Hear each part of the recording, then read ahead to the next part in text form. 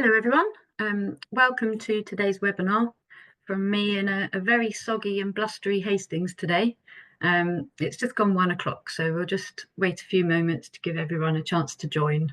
And while we're doing that, do feel free to drop into the Q&A box and say hi.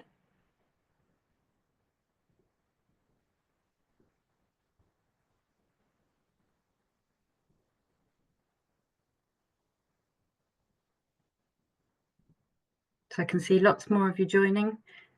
Do drop into the Q&A box and say where you're joining us from. Good afternoon, Judy. Glad you could make it.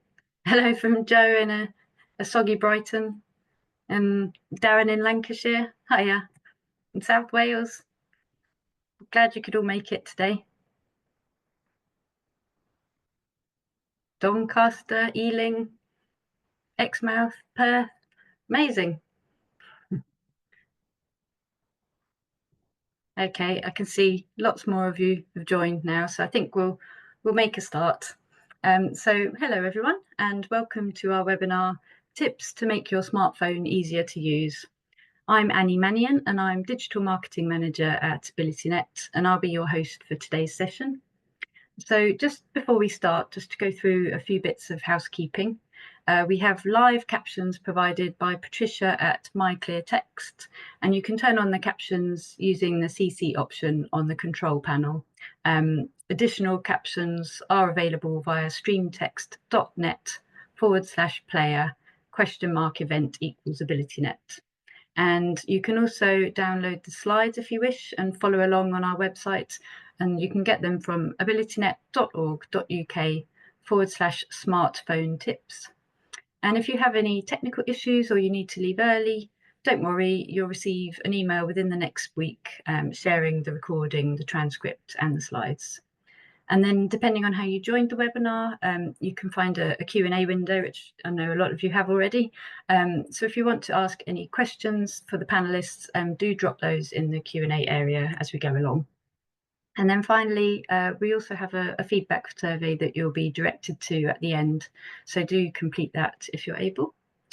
And then, so for those of you who aren't yet familiar with AbilityNet, we're now more than 25 years old, and we're a charity that supports older people and disabled people living with any disability or impairment to use technology to achieve their goals at home, at work, and in education. And we do this by providing specialist advice, accessibility testing and training, and also free information like our fact sheets and this webinar today. So today, discussing key ways to make your smartphone work better for you. We have joining us AbilityNet Digital Skills trainer Caroline Martin, and Caroline helps older people and disabled adults in the Glasgow area and online with their digital skills. And then also joining us is AbilityNet's Head of Digital Inclusion, Christopherson, MBE, who will share useful ways you can customize your smartphone using different accessibility settings. So just before Caroline and Robin share their advice, I just want to start with a quick poll to find out a bit more about you all here today. So I'm just going to launch the poll now. So can you tell us, are there apps on your smartphone that you'd like to know how to use but aren't really sure where to start? So the answers to choose from are yes, I'm not sure. Sorry, yes, no, I'm not sure. I don't have a smartphone, or not applicable. And depending on how you've joined the webinar, you may not be able to see the poll, but do respond in the Q&A panel. So I'll just leave it for a bit of time for everybody to participate.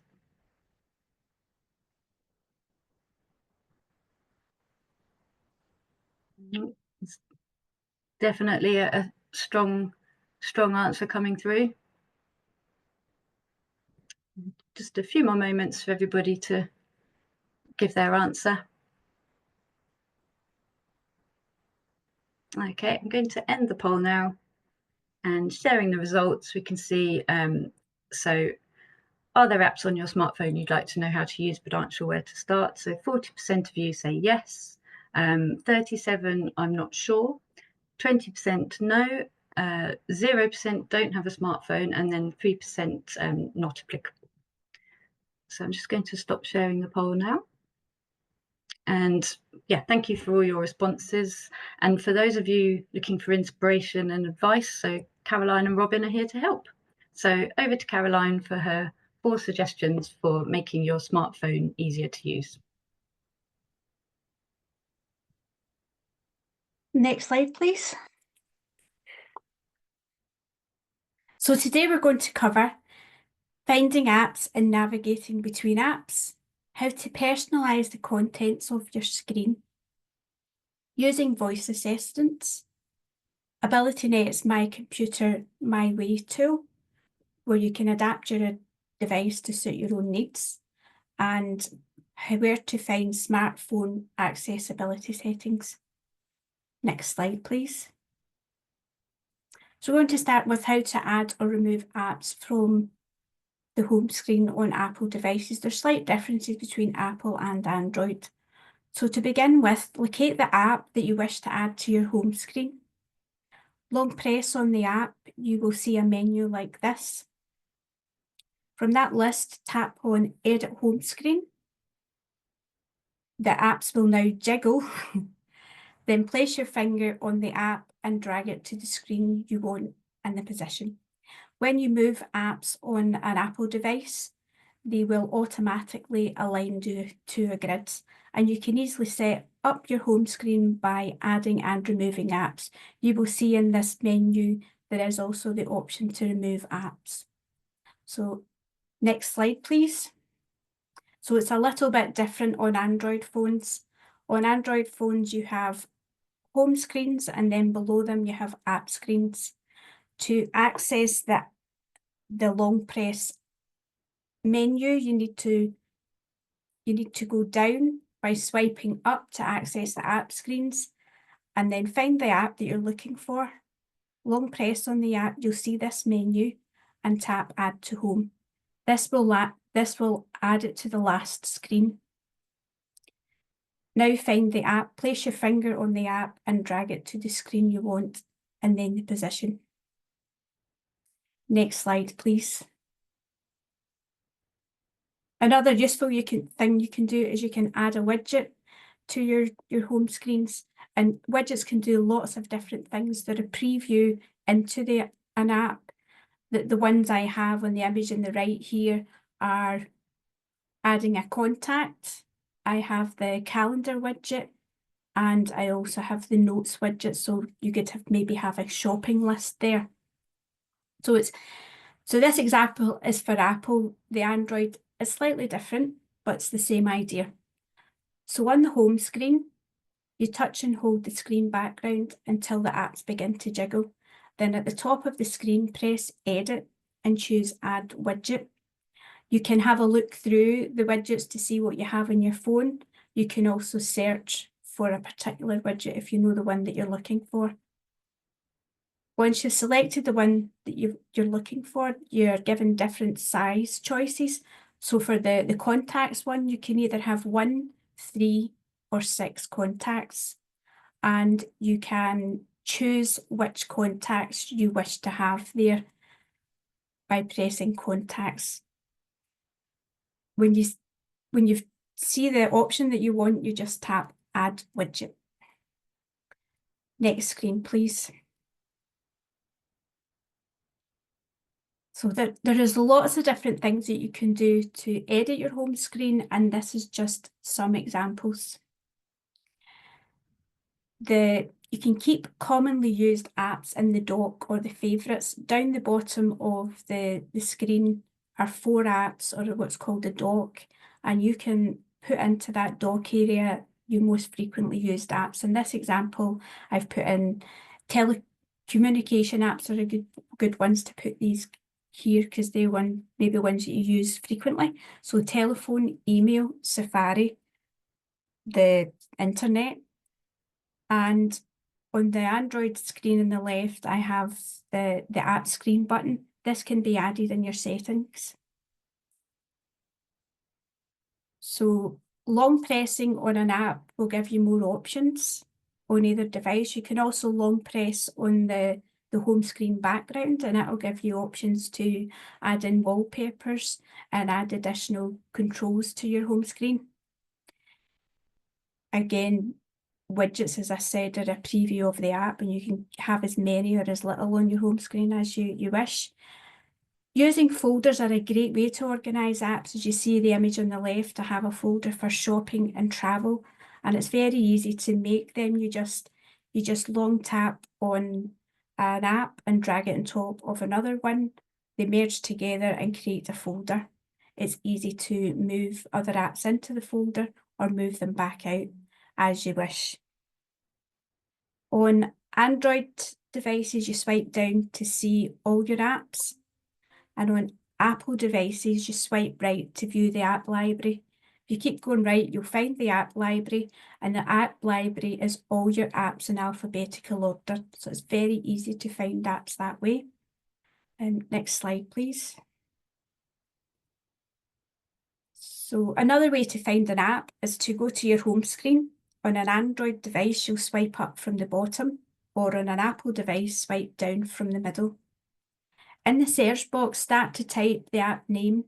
The results will change with each letter you press. So if you were looking for calendar, if you type the letter C, everything with C comes up.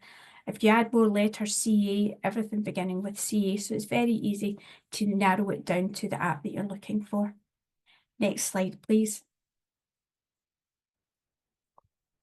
So another handy thing to be able to do is to switch between two apps, and to do that, the first step to that is to view all the apps that you have open. And there's differences between the different devices. So if you have an older Apple, you double press the home button. If it's a newer one, you swipe up from the bottom of the screen and hold. When you let go, you'll see the apps that you have opened. The technical name for this, when you see this, is called the app switcher. And the app to the left is the last one you used. So it's very easy to switch between two apps using that process on your Apple devices. There are other gestures that you can use to go between apps. However, they're not the same on all devices. For your Android phones, you can use the navigation bar, this black box I have here with the 3 symbols on it. And if you don't have that on your device already, there'll be an option in settings to add it. The navigation bar has a button called the Recents button, with the vertical lines going down the way. The button in the middle is the home button. Then we have a back button to the last screen. And the final button on that navigation bar is the accessibility button. And you can also add this in your settings. So to navigate between two apps on your Android phone, you press the Recent button. If you press it once, you'll see everything you have opened. If you press it a second time, it will go to the previous app. So it's very easy to repeat this process to switch between the two most recent apps by pressing the Recent button twice. For example, if you wanted to navigate between logging into an account and a text message where perhaps you're being sent a code to access it. Can you play the video, please? Thank you. So you can see here, I'm switching between the AbilityNet, My Computer My Way, and the settings, just by pressing the Recent button. Next slide, please. So moving on to voice assistants. So voice assistants, it's not just Alexa and Google devices. There is a whole world of them out there, and you can actually use them on your phone. You just need to set them up first. So for Apple, you have Siri on your iPhone and iPad. On your Google devices, on your Android devices, you have Google Assistant for your phones and tablets. And there's also a range of Google smart speakers and displays as well that you can use Google Assistant on. Amazon, you have Amazon Alexa on the Echo Dot smart speaker or the Echo Show smart display, the TV Fire Stick, and the tablet, the Amazon Fire tablet. These use AI tools, artificial intelligence. They have a big bank of recorded speech, and they compare with what you say with what they have to process and understand what you're saying. To access them, you will need to give the voice assistant access to your microphone. It's a great way to do things quicker by speaking to your device. It's also useful perhaps if it's not easy touching your screen or you can't see the things in the screen. You can, and it's a great way to find something. If you can't find it, just ask your voice assistant, open the app or open in the name of the setting. Next slide, please.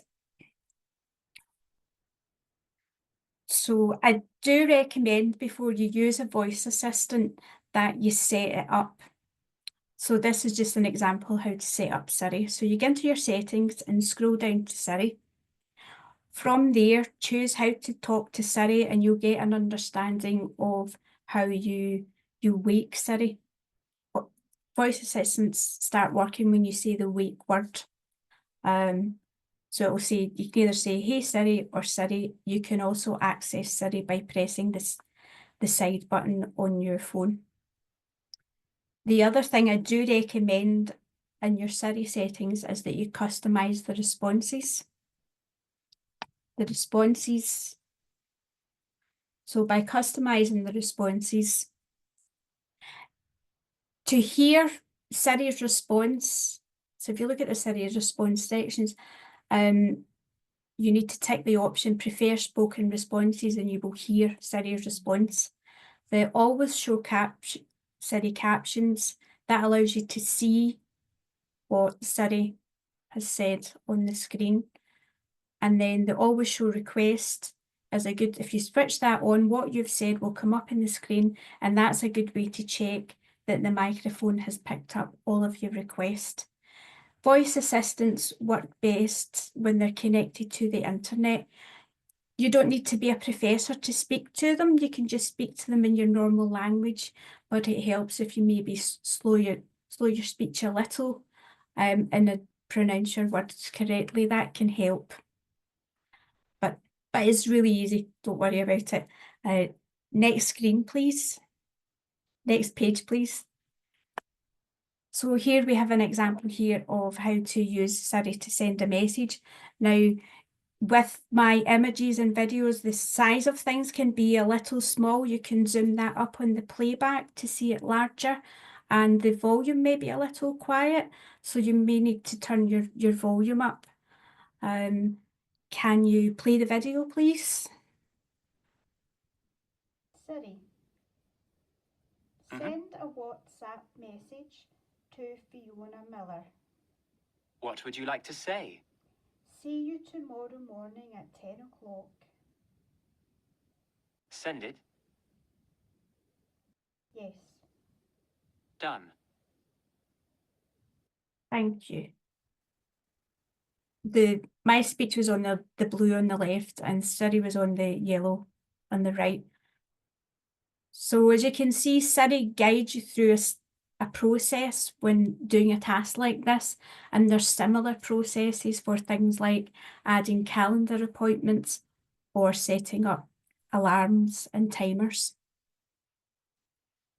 Next slide, please. So here are some things to try using the voice assistant. Can you play the video, please? This is very quick, and it's asking Siri to open up the display sets. I don't think it's working. It's not working. It's okay. So you can easily ask Siri to open up a setting.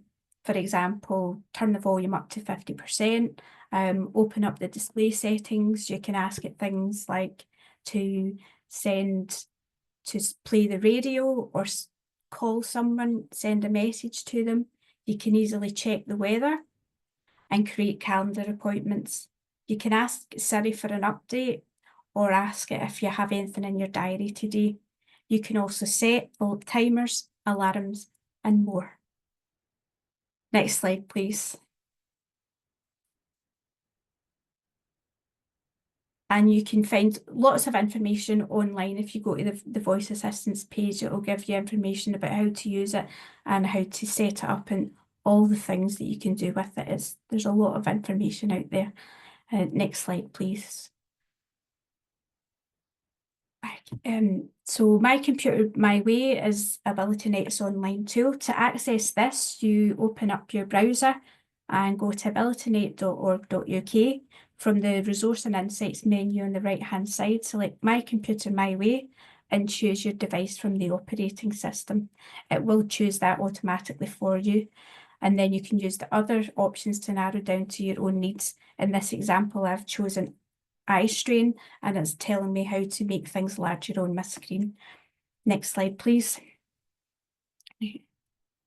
To find your accessibility settings, if you tap on the settings icon and scroll down and tap on accessibility, might be further down in the list, and you can see there's lots of different options like vision, hearing, and dexterity.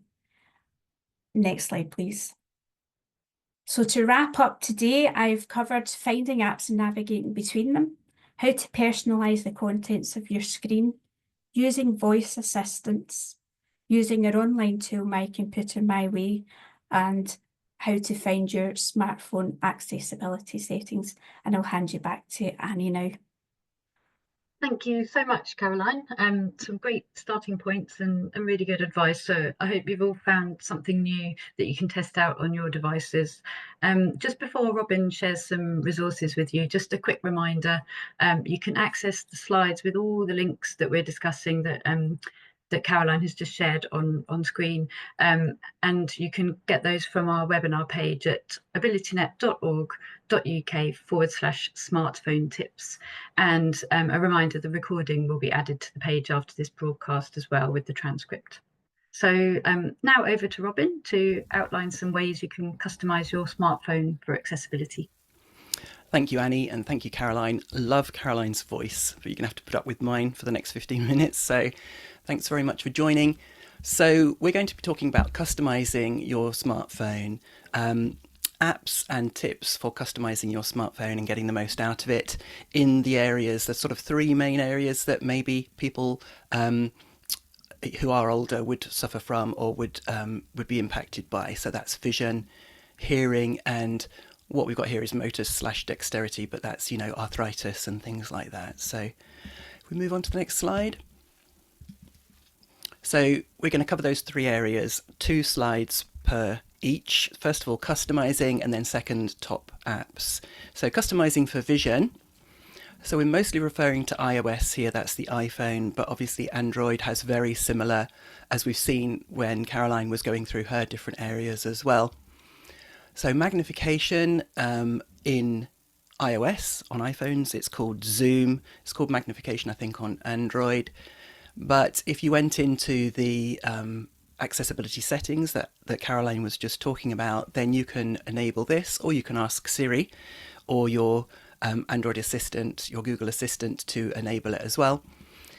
And if you do enable that, then it basically zooms everything on your screen, so you can make it as large as you like. So people with low vision might want to get a larger screen smartphone, and it can also, as well as zooming the whole screen, it can give a rectangle which just magnifies part of the screen. And if when you're typing, for example, it will make sure that the bit that you're typing will always be in that rectangle. So yeah, and as an app gets updated, something changes, then magnification tries to jump to that bit that's changed as well. Obviously, if you had a tablet, like an Android tablet or an iPad, then that would be a really good option for using magnification. Large text and bold text, these are other settings that you can do. So rather than sort of zooming in and losing part of the display, you can actually bump up the text size, not hugely, maybe 20-25%, and depending on the app, it may or may not reflect that. All Apple apps will reflect that. As well, if some apps are using a kind of a spindly font that's hard to see. High contrast or colour inversion, so this is for people with colour deficit conditions, red, green, blue, yellow, that sort of thing, or low vision where you need higher contrast and you can't see certain colour combinations. So again, you can go in there and you can try out different colour filters and see what makes it easier for you to see the screen. Smart invert as well, so if you want to have everything that's white, black, and everything that's black, white, that's great, but images suddenly start looking like weird negatives. So Smart Invert inverts everything else but keeps images in the positive, so you don't have, you know, blue turning to green and red turning to yellow or something like that. So yeah, that's really really useful. Talked about color filters there as well, and you can check out a range of those. And we've got My Computer My Way, which Caroline's already mentioned, as the source for this, and so much more. And as she said, if you land on that resource in Safari on your phone, for example, then it will detect that you're using iOS, and it'll give you all the resources available to that, you know, applicable to that platform. But from that drop down, you can choose other OSs as well, like Windows or Mac, etc. If we move on. So top apps for low vision, Be My Eyes, I use all the time as a blind person. It basically uses the camera to access the eyes of volunteers all around the world. There'll always be someone who'll pick up and really keen to help a blind person to know how many minutes there are left on your dishwasher. Where on earth have I left the, you know, my white cane or car keys if it's for somebody else. So yeah, really, really useful. There's I think a picture on the screen here of my using the app when I was talking to the CEO of Be My Eyes at a recent TechShare Pro. It's a national event that we do each year. Seeing AI, again for both iOS and Android, both of that and Be My Eyes as well. Really, really good. These are free apps. Check it out. It uses the camera to recognize text, people, objects, barcodes, QR codes, and a recent Find My Things feature allows it to, you can train for particular objects that you're needing to find on a regular basis that it may or may not know as an object. So you could train it on your white cane. So as you move your camera around the room, when it sees the white cane, it tells you, and that's really, really handy for someone who can't see at all, for example. Easy Reader is a free app again. It's for accessing all the RNIB talking books, so that's really useful. It's, you know, a must-have audiobooks for people who can't see or can't easily read print books. So yeah, Easy Reader, download it today for your, you know, parents or relatives or whatever it is that, or yourselves that may need to have access to talking books. It's a really brilliant app. If we move on to the next slide. Customizing for hearing difficulties. So mono audio is a setting that both Android and iOS make available for people that have hearing in only one ear or that need to be able to turn off stereo and get better clarity when it's mono. Sound recognition, this is a setting on iOS and Android where for people with no useful hearing at all, smoke alarms, really important, fire alarms, running water, your phone can be constantly listening for those and give you a visual alert on screen to say, you know, that this is detected, which is obviously hugely important. Live listen.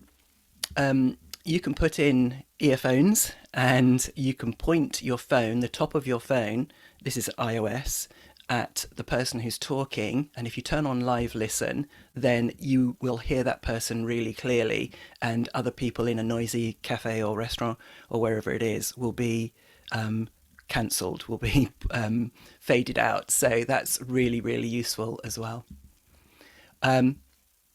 Live captions is something that, you know, for people who need to use subtitles or captions as we have here, can just turn that on, and everything, every bit of dialogue that's heard by the phone is put on the screen as well, and that's in the media that it plays and also what, you know, it's hearing in the room around it. If we move on to the next slide. Top apps for people with hearing difficulties. So Sound Amplifier, really good app.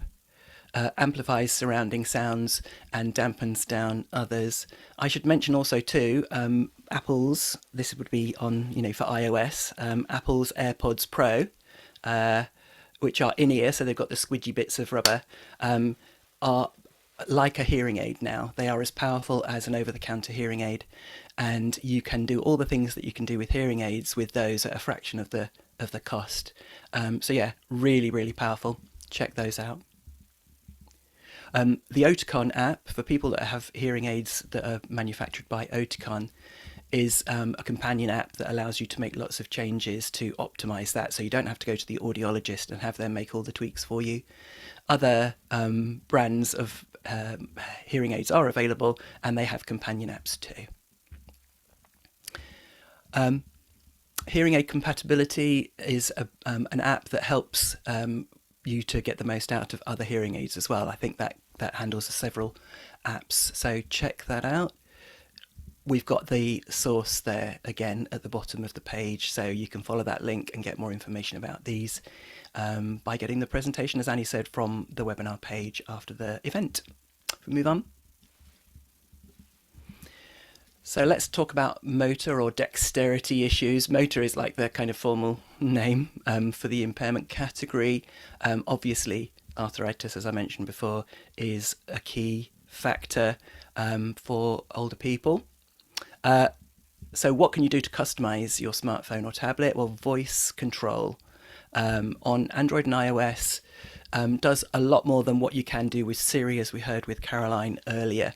So you can do a lot with Siri, but once you've turned on voice control, you can do everything on your computer, on your phone or tablet, from, you know, answering calls to hanging up calls to adding contacts to, you know, interacting with all your apps, etc. You know, everything that you can do by tapping, you can do by voice once you turned on voice control. It's not for the faint-hearted. There is a learning curve there, obviously. Assistive touch. This is for people that, again, can't touch the screen or can't easily manipulate things on the screen. You can create custom gestures to make things easier. If you can't use the home button, whether it's that round one at the bottom on iOS or whether it's the side button on Android, etc., then you can put a little menu on the screen which enables you to interact with the menu. Again, if you've got voice control on, then you can do it verbally, but it allows you to access sort of hardware features like, you know, a menu giving you access to all the different buttons on your smartphone, but now they've been turned into an on-screen menu, so that's really, really powerful. Switch control, again, both on Android and iOS. This allows you to move through elements on your screen in sequential order by highlighting. It puts a little rectangle around each thing that you could otherwise tap on, but you can add a switch. Now, what's a switch? Well, it's whatever the user needs it to be. It could be puffing down a tube, it could be blinking your eye, it could be making a sound, it could be knocking something with your head. And all of those switches can be connected either by wire or by Bluetooth to your smartphone. And then you can then start moving through items and tapping, you know, activating them just with that switch. So smartphones and tablets are really accessible regardless of how much challenges people face in the way that they need to interact with them. So it's really, really powerful. The last item here, accessibility shortcut. So this is something that you can activate on both Android and iOS. On iOS, it's triple clicking the side button, or if you've got an older iPhone, it's triple clicking the round home button on the screen. And that basically toggles on and off the accessibility features. So that might be magnification, it might be speech, there's so many things it could be. So if you only want to use your smartphone normally 90% of the time, but sometimes you want to bring in that magnification so that you can see something really clearly, then that's the way to do it. That's a really smart way to do it. If we move on to the next slide. So top apps for this third category. Big launcher. Now this is iOS only. So Caroline showed the layout of the home screen it's Android only on iOS, which is quite a simple grid. It's a bit more complicated in the most recent version of iOS, but Android has always been more flexible, so you can make your Android phone look pretty much however you want to with a really simplified launcher, which is a home screen, with great big high contrast buttons, etc. So big launcher is probably the most popular one to look at, and then you can customize it to make it really easy for people to see, or to strip out loads of buttons if people find it confusing to have lots of controls on screen. Voice access is a way of controlling Android devices with voice commands. So it's similar to voice controllers we talked about earlier. Really, really powerful, all built in. Dragon Anywhere. This is an app that you've all probably heard of, Dragon Dictate or Dragon Naturally Speaking, where you can talk to your devices. Now, you can talk to both Android and iOS iPhones, but this Dragon Anywhere has really powerful voice recognition. So if Caroline, with her lovely Glaswegian accent, maybe it's not Glasgow, sorry, is challenged by Siri or voice control understanding her on her iPhone, then Dragon may well do a better job. It's had decades of experience of recognizing accents and dialects, etc. That's it. So I'll pass you back to Annie to wrap up, and then I think we'll have Q&A. Thank you very much, Robin.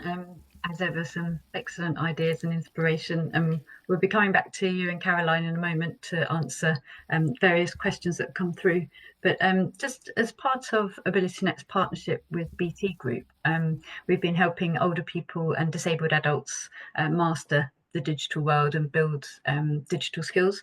So as part of this, we've been hosting free in-person digital skills sessions to older people and disabled adults in London, Birmingham, Glasgow, Edinburgh, the east coast of Scotland, Newcastle, Cardiff, and various surrounding areas. So you can register for those at abilitynet.org.uk/BT Digital Skills. And if you don't live in those areas outlined, do please give us a call on 0300 180 0028, and one of the AbilityNet team can help connect you with a local tech volunteer to support you. And all of this information will be shared with you in the follow-up email that you'll receive. And you can look for training on staying safer online, using social media, booking a GP appointment, banking online, and much more. So yeah, do get in touch. And then we also have a range of bite-sized learning videos on our YouTube channel. So that includes things like the popular Ringo app with a video explainer and loads more. So yeah, do check those out. And then we also want to ask you, have you heard about the switch to digital landlines? So just to share some information, by 2027, the old analogue landline network will be switched off. And that's a change that will impact anybody who uses a landline. So BT and other telecom providers are working with the government to make this switch as simple and as hassle-free as possible. And we're helping BT to raise awareness about what this change means, particularly for elderly and vulnerable people. So if you or a loved one depends on a landline or uses a telecare device or pendant alarm, do please read the latest guidance from BT about it on our website, and that's at abilitynet.org.uk/digital-voice. And there'll be more information up there later this week as well. And 4 key things that we think it's useful for you to know about the switch. So you'll receive at least 4 weeks notice before any switchover is made. And just to highlight that switching is pretty straightforward. You just connect your home phone to your router instead of the socket on your wall. And you can request assistance with this from BT Group, and also your bills will remain unchanged.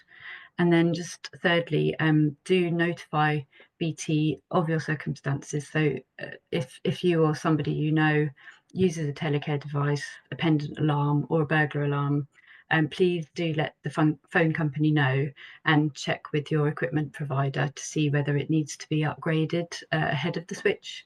So for any additional needs, BT will provide an engineer to visit you. So you can contact them at bt.com/digital-voice.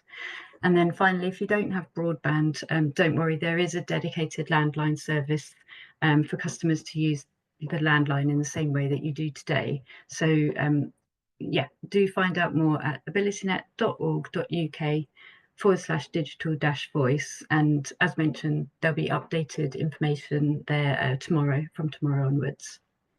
Okay, so I'm sure you've all got a lot of questions you'd like to ask Caroline and Robin. So please do pop your questions in the Q&A window. I can see lots of you have, and we'll answer as many as we can before the end of the session.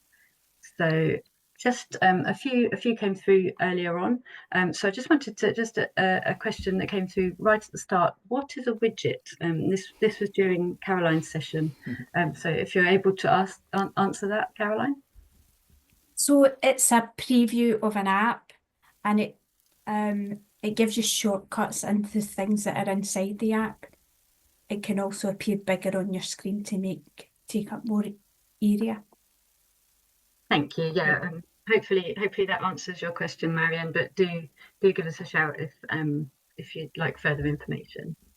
And then there was a question from Jane. Is there can you give any advice specifically on security and smartphones? Any particular advice about avoiding viruses or scamming? I know we do have lots of information that we can share about digital scams, but if there's something specific to smartphones that either of you have to offer, that would be great. Well, certainly you don't need to have an antivirus. You don't need to worry about that or malware. Traditionally, I don't know if it's still true, but iOS and iPhones were much more locked down. You couldn't install things that weren't approved by Apple.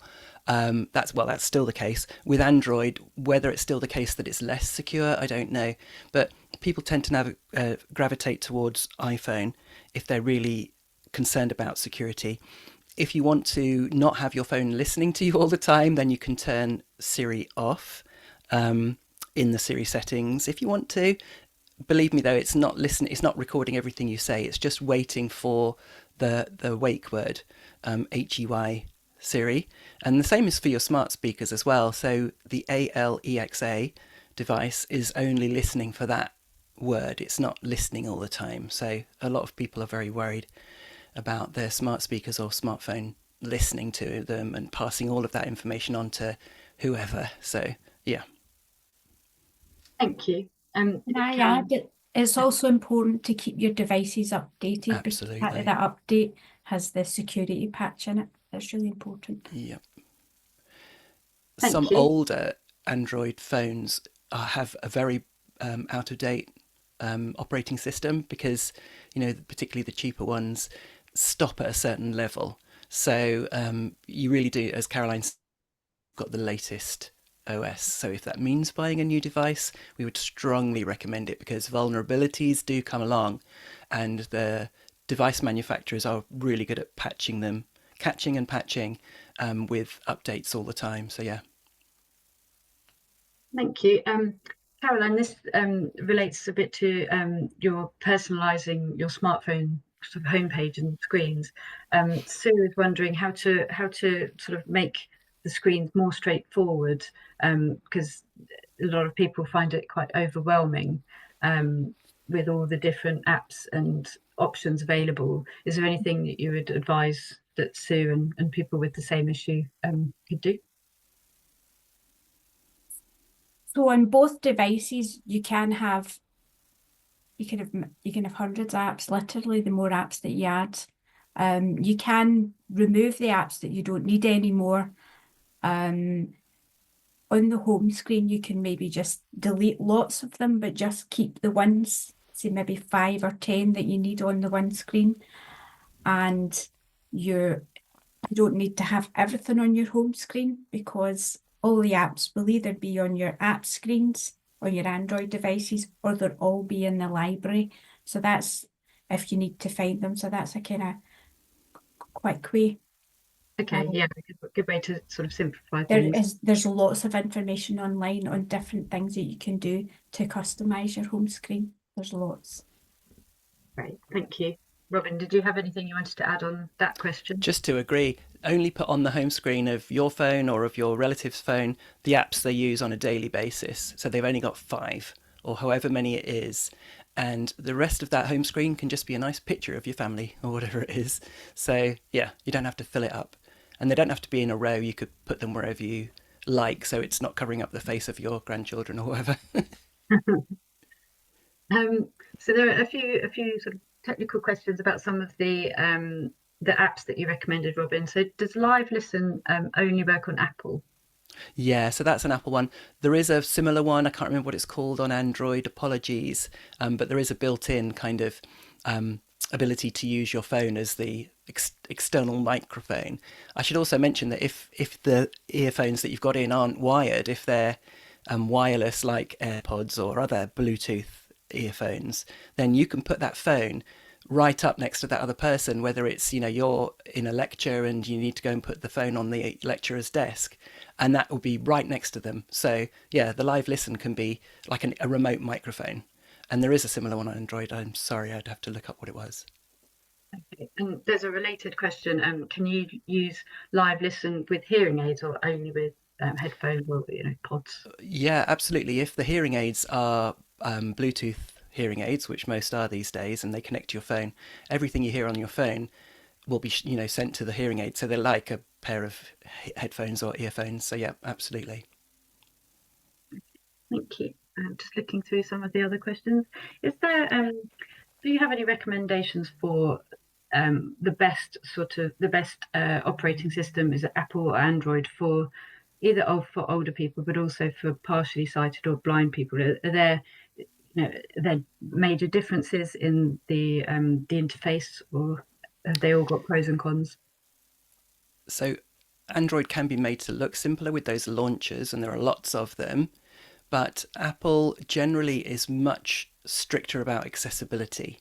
So there's a little bit more of a Wild West when it comes to how accessible apps are. And by accessible, I mean speak well if you need to have speech output like I do as a blind person, or reflect the large text size settings that are in the phone. Apple are quite strict, they're very strict on accessibility themselves, and they have bigger expectations of developers. So far more third-party apps do work well, are accessible, do reflect, the ability for people to change colours or text size. Generally speaking, I would gravitate towards iOS. And if you can't afford the latest and greatest, then you can get very good renewed or refurbished from Apple or from Amazon, places like that. Or you could go for 1 or 2 years old rather than the latest one. And they'll be almost, it's incremental each year how better they get. So you'd have a really good experience from a phone that's a couple of years old. We have a fact sheet that talks about cost cutting and technology. So yeah, do check that out, and we can put the link in the webinar page after today. Well, thank you so much. I think we're going to have to wrap up now, but thank you, Caroline, Robin, Patricia with My Clear Text today, and also for my colleague Kelly, who's helping out in the background with the slides. So I just wanted to share a little bit more information that might be of interest. As mentioned, AbilityNet offers free IT support at home and online, including the fact sheet that I've just mentioned, and webinars like this one on our website. So do check everything out at abilitynet.org.uk. You can call our helpline on 0300 180 0028 for support. And if you'd like to become an AbilityNet Tech volunteer, you can find out more about that at /volunteer. Next slide, please. And then we also run online training sessions on digital accessibility topics and inclusion, including a new neurodiversity course, and that's for groups in-house, but also for individuals. And you can find out more at /training. And if you use the code AbilityNet Webinar 10 when booking, you can save 10% on our online courses. And if you're here from an organisation, we do have staff training options at /e-learning. And finally, you can sign up to our newsletter for the latest advice about inclusion, and also our next free webinars, which you can access at /webinars. Our next free online session is on Tuesday, the 18th of March, and that's Travel Made Easy, top apps for seniors on the go. And you can access that at /travel webinar. And it's aimed at older people, and will share how to use travel and transport related apps such as the Ringo parking app mentioned earlier. So just to say thank you to everyone who's joined us. Do complete the feedback form, and we'll be in touch soon. So bye everyone. Hope to see you for the next session in March.